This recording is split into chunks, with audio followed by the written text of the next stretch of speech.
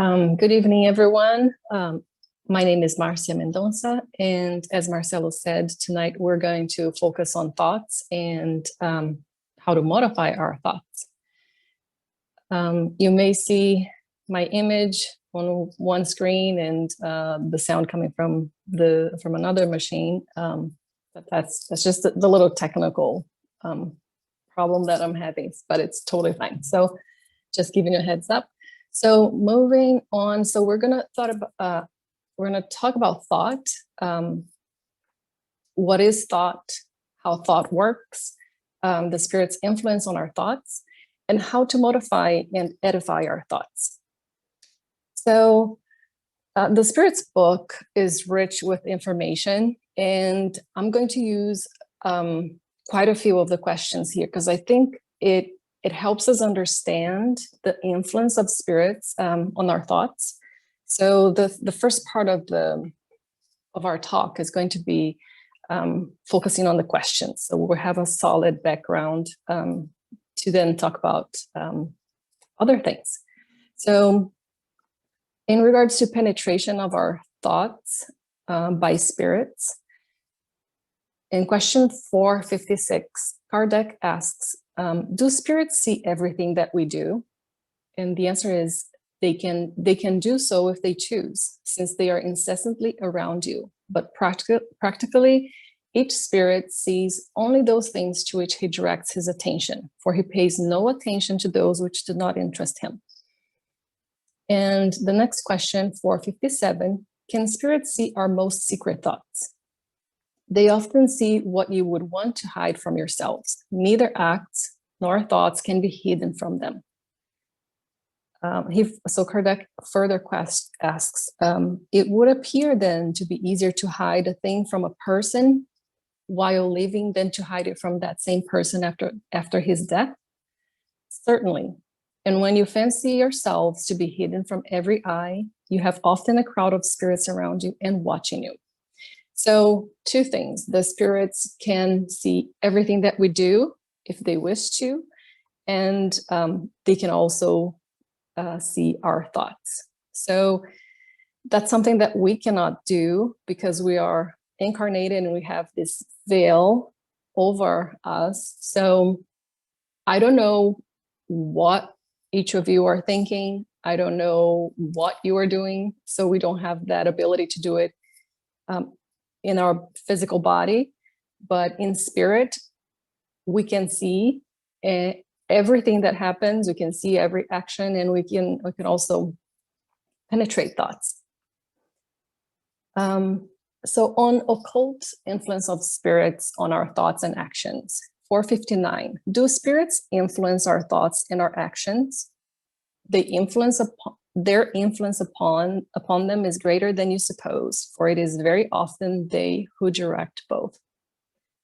460.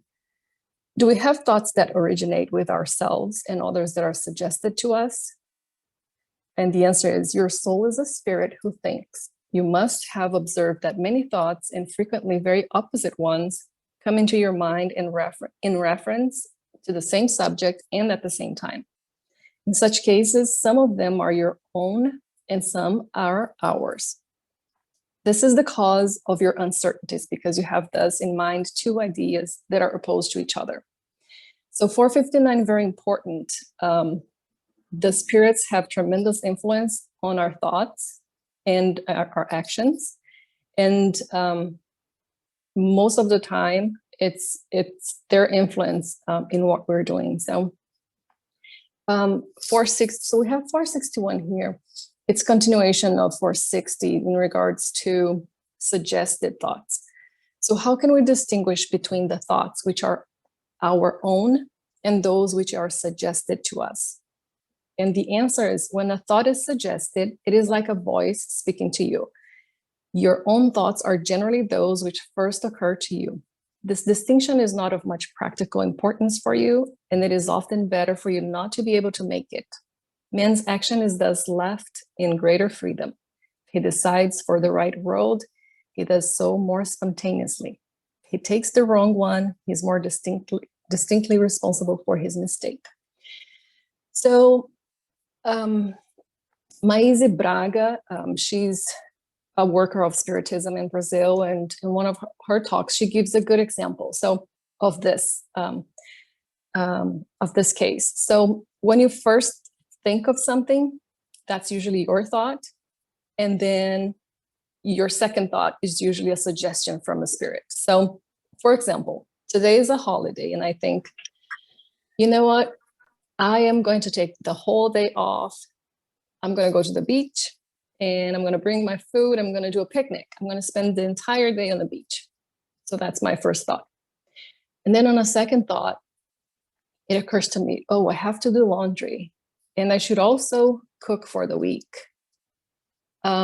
So this is a good example. Like, my first thought was mine, like, this is what I want to do. But my second one could have been my guardian angel to help me be, more effective during the week. And it just helped me inspire some good thoughts. So that's a good example of this case.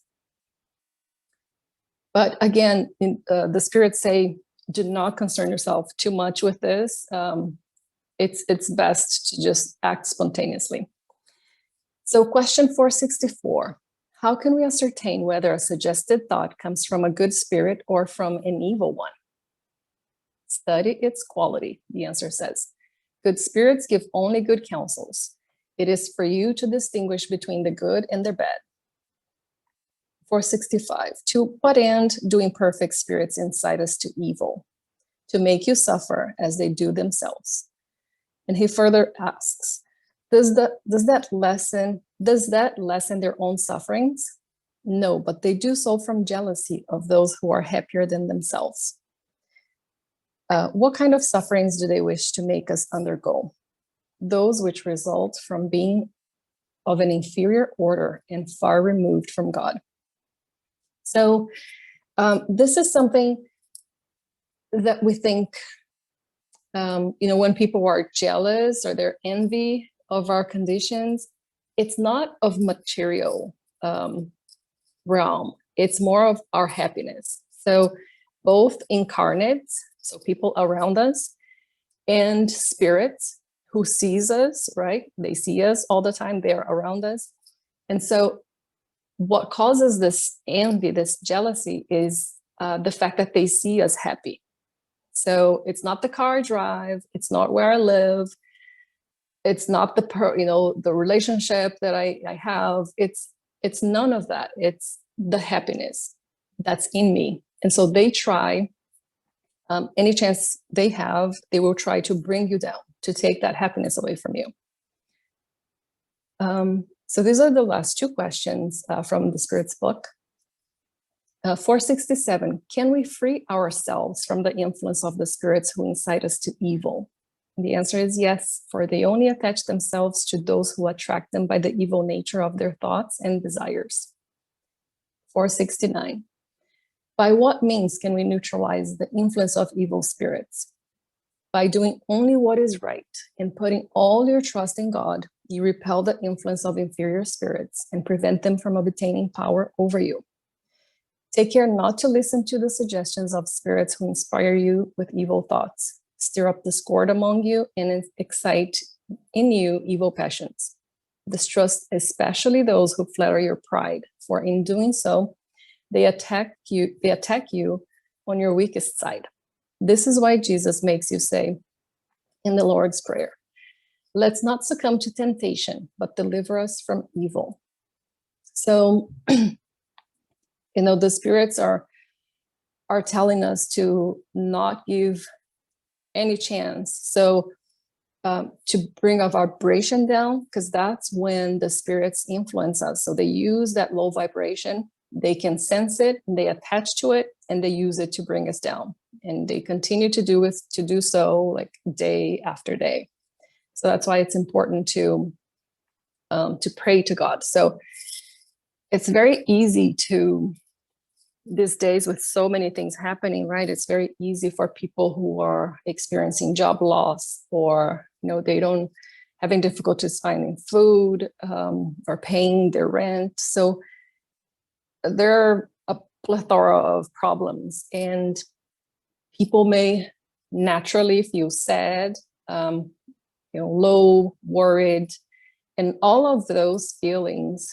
When we notice we're feeling that, we have to raise the thought to a different vibration. And what happens is, by thinking positive, it doesn't mean that it's going to solve all your problems, but because you're maintaining that vibration high, then you are able to think and come up with a solution. And also by asking God for help, to both keep the vibration high and to find a solution. That's the best way to keep ourselves in balance. So from the book Pensamento y Vida, which translates to English as Thought and Life, Chico Xavier, a renowned medium in Brazil, he receives information from the spirit of Emmanuel. And so Emmanuel tells us that thought has electromagnetic forces. So thought, electricity, and magnetism come together in all manifestations of the universal life, creating gravitation and affinity. Thought is a creative force that externalizes itself from the person who creates it through subtle waves in action circuits of action and reaction in time. André Luiz, so this is from Chico Xavier. So saying that, the thought has electromagnetic forces, and that's how it travels and affects people around us. And André Luiz, who used to be a physician in our physical plane, after he discarnated, he's had done a lot of learning and wrote a series of books to instruct us on about the spiritual life. So he said that when we think of something, it's like we create a house around us. So we think and we create. And how does that happen? So the thought, we have the thought, and that thought travels through the universal fluid, and it reaches the person you're thinking of or the thing you're thinking of. So that's how the thought travels. Chico Xavier also says that the mind is a mirror of light. It's emitting and assimilating. To irradiate and shine, work is needed. So we are currently doing our spiritual progress, right? So we have parts of us that are light and bright and wishes to do good and create good things. But we also have parts of us that are shadowy, are dark, and it brings all of the experiences from all of our previous lives, right? So we have to do that work so we can get rid of the shadows of ignorance and maintain that light so that we can irradiate and shine. And how we do that is through education. So it's what we're doing tonight. So we're, and what we do here at Jazz on a regular basis, right? Attending the talks, the classes. So that's the education by reading good books, edifying books. So this is how we do it. So thoughts create reality. So thought, feeling, and will. These are three very important pieces in the process. So thought and will are for spirits what hands are for humans, said Allan Kardec. To spirits, thoughts are palpable. So here on earth, if we want to create something, we use our hands and we create, we manipulate, right? But in the spiritual world, there's no matter. So the spirits use thoughts to accomplish what they need to accomplish. And to them, in the spiritual life, thoughts are palpable. So you can touch it, you can smell it, you can cut into pieces. It is palpable. It's a real thing. It's very powerful. And that's why we're here learning this lesson tonight. So we have this knowledge and we can work on our own thoughts. So thought carried by will has the power to create and destroy. It is fluidic and constitutes feelings, not just intellect. So when we think, it's not just our brain, the intellect that is thinking. all of our feelings are, all of our thoughts are attached to feelings. And that is where the power is created. So if I ask any of you, what did you have for lunch on President's Day last year? You probably don't remember, because that's just the customary thing that happens, and it doesn't involve too much thought or feeling to it, right? But if I ask about the best experience of your life, you may remember, oh, this big trip to the Caribbean, and the warmth of the water, and the beauty, the blue water, the meals I had, the music I listened to. So that transports you back to that wonderful vacation you once had, right? So there's that feeling, and you feel all of that warmth again. On the other hand, we also remember the negative feelings. So if we think of a traumatic experience, or an experience where, maybe a discussion and a strong argument with a friend or a family member or someone that hurt us somehow, we will remember when that happened, how it happened, at what time it happened, why it happened. And we are going to feel all of those same feelings again. So this is when a thought becomes really powerful, because it is attached to feelings. So when we think positive thoughts, our cellular harmony makes us feel good. And on the contrary, it weighs on us. So when we're thinking all of these positive things, we feel uplifted, we have a balance on our step. And when we're feeling down, we're worried about something at work or our family, someone is ill, a friend going through hardships. So we feel that weight on our backs. We sense it, we can see it in the mirror. So that's how powerful it is. And our physical health is directly related to our thoughts and feelings. So the same way it's important, and we try to do a good job in having a balanced meal where we eat vegetables and fruit and a lot of water, and we try to avoid substances that can cause addiction. So all of that work we do for our body, we also have to do it for our mind and our thoughts and feelings. So we have to watch what we're feeding our brains and our minds and our thoughts with. So, reading good books or watching a good show or exploring the arts and poetry. So some activity that is edifying is what we should be doing to our brains, and learning good things. So avoiding watching something that is violent, some television shows that are violent and causes our thoughts to become negative or attract that negativity to our homes. So we have to be aware and be thinking of that as well. Because thought acts on the spiritual fluid, it can change and cure by changing the perispirit. It can cause both harmony or disharmony, as we said. So, we've learned that we need the thought acts on the universal fluid, right? And it can carry with it, it does carry with it feelings. So if we know of a friend who's sick or whose family is going through some trouble, so we can think of that person with intention of helping and sending good thoughts and praying to God for help to come their way.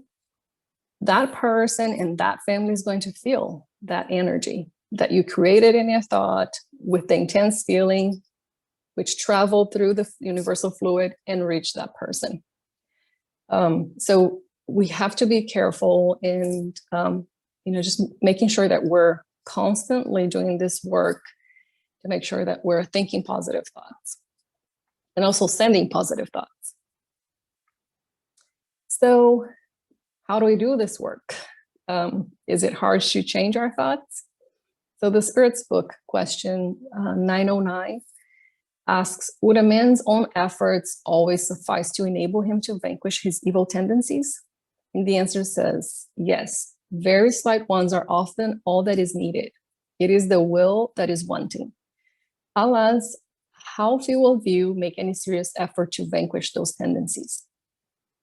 So the spirits are telling Allan Kardec here that we can do the work, and it doesn't require much, but we have to, it's a constant work, and we have to be aware of what we're doing. So what are our challenges? So past lives and our tendencies.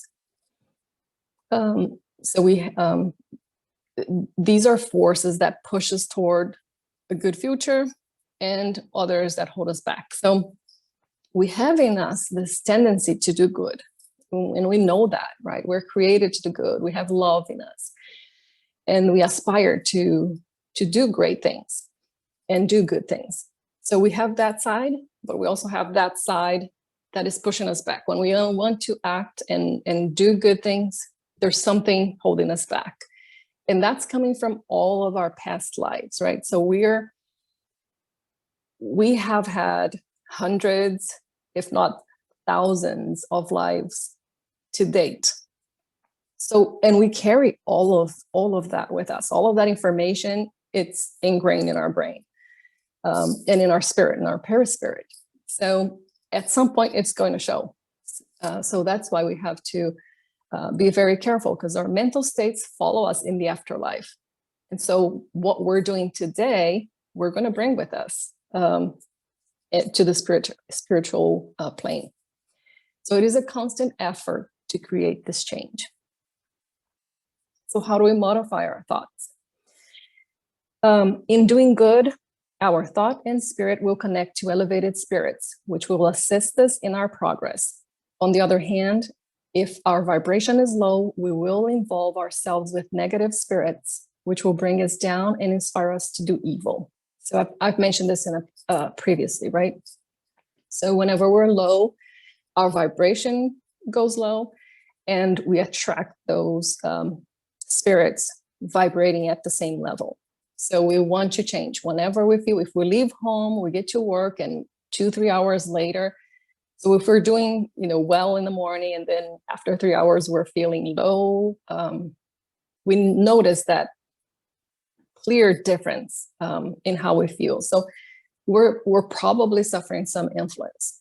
And so at that time, we need to make a prayer to God to help us elevate our spirit and vibrate at a higher level, and to help whatever influence around, whatever that influence is, just to help that spirit and resolve, and God will take that influence away from us. So ancient philosophers have stressed the power of praying and working. Spiritual protection will be with us in work and in prayer. So again, prayer is the remedy for everything. If we're doing the work, the spirits, the elevated spirits, see that we're trying to get better and improve, and we're working and we're praying, the help will be there for us. In the case of obsession, so this is not just one influence here or there. The obsession is something it's stronger.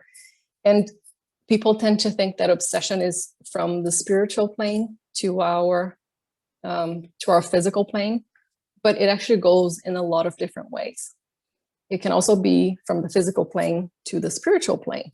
So if I miss someone who passed away so much that I constantly think of that person, I feel sad because that person is not around anymore, I'm connected to that spirit all the time. And it is bad for me because I'm keeping my vibration low. And it's also bad for the spirit, because once they reach the spiritual life, they continue progressing. So if we keep this connection, keep this tie with the spirit, we're preventing the spirit from growing and doing the work that it needs to do. And there's also obsession from person to person. So if I'm thinking of someone all the time that did something bad to me, hurt me in the past, whatever that hurt and pain was. So if I don't forget, if I don't forgive, I'm constantly thinking about what happened. I'm still in that state and in that place, and I'm feeling all of those feelings. So that is keeping my vibration low and attracting more people. And same thing with that person, because that person will also feel that I'm still attached to him or her. So it is a very important work that we have to do. An obsession, because it's a little bit different, it's a little more aggravated. It's very important to be aware and to pray a lot. Paul of Tarsus said that we are all observed by a cloud of invisible witnesses. So there are spirits all around us, just waiting for that chance to bring you down. So we have to be watchful and pray. So be aware and pray. If the thought is negative, change it. Pray and connect with God to elevate the vibration. Watch our thoughts, then act. So rational thought is very important to distinguish between good and evil. This is the illusion versus the rationale. So a very important work here is to use our intellect and our rationale, because we have our conscience, and everything that we're supposed to do, everything that is good is imprinted there. It comes with us from the spirit, right? But we have this illusion that, oh, I may need to do this, or I want to do this. And I can give an example. So let's say if we have a work project due sometime soon, or maybe we have a test, or we have a long essay to write, very important essay to write. But it so happens that, let's say in my case, so I like playing golf. So let's say I have this work project or a test that I need to take, but I have this invitation to play like at a very unique course and with a very nice person. So I know it's going to be a great day. And I'm thinking, I want to do that. And so the rationale goes through the window. What about your work project? Like, well, I think I can do this. I can go golfing. I can also get my work project done, right? And then I go and do it. So then I do it, and that was great. But comes the time to turn in that work project, or to take the test, or to turn in that essay that is so important, I can't get it done in time. So then comes the disillusion. And then we have this fight, this mental fight. So it's the rationale, like, oh, I knew that's what I should have been doing, but I chose to do this other thing. And so we have this fight. So we can, use our rationale and act to avoid the illusion, that will trick us many times in our lives. And the good example of this work is St. Augustine. So St. Augustine used to analyze every day at the end of his day. He would look at his actions and his behavior throughout the day. If there was anything that he was unhappy with, or he felt his actions may have caused pain and suffering in others, or even towards himself, he would work to change that, to eliminate that from his life. So that was a very good example that he left us. So we can do this every night. How did I do today? And change anything that I'm unhappy with. So continue with the modifying thoughts of our thoughts. The thought needs to be edified every single day. So start small. Start at home, with your family, with a group of friends, at work, etc. And then move on to bigger tasks. The Spirit's book says that to reach happiness, we must know ourselves. What are our tendencies? So how do we know ourselves? So 2 things that we can do to help. One is to meditate. And we meditate to calm our mind from racing thoughts, because the human brain has over 6,000 thoughts per day, and most of them are negative. So one thing that we can do, take 5, 10, 20 minutes a day to meditate. In the morning, when you're just back into your physical body is great, but if you can do it can't do it in the morning, do it during the day is just fine. So that will help just calm your mind and organize those thoughts and eliminate some thoughts that you don't need. Then you can make your better decisions. And also meditate to analyze patterns and behavior that may be detrimental to you. So if there's something, you know, as we said, we have all of this baggage from our previous lives that affect us today. And we know that some things keep happening. It happens today. It will happen again in a month. It happened 3 months ago. It's going to happen in 6 months. So there are those patterns in our lives that we observe over and over.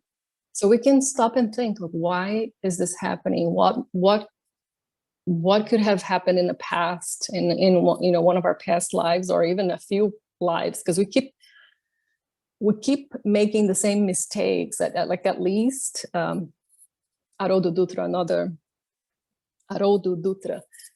another person who does a good work in Spiritism, he says that we probably repeated the same errors and mistakes in our past 5 lives, at least. So with the same people, the same mistake. So we keep doing it over and over and over until one day we change it. So this is a work that we can do to analyze patterns and behavior that may be detrimental. And just to close our talk tonight, I just want to review quickly about our thoughts. So our thoughts, as we mentioned, are constructive. So they create everything around us. And so we need to be aware and be careful what we're creating around us. And when we are vibrating or vibrating low, if we're sad, frustrated with something, to know that that is the time that some spirits will try to influence our thoughts. So we need to vibrate at a higher level, think positive thoughts, ask God for help, ask your guardian angel, and to keep doing the work. You know, find ways in St. Augustine's example, meditation, find other ways that you think are going to help you on your road to progress. So that is what I want to leave you all with today. And the bibliography, so I use the Spirit's book by Allan Kardec, Thought and Life by Chico Xavier by the Spirit Emmanuel, and also Our Daily Bread, Chico Xavier by the Spirit Emmanuel. So thank you all for attending.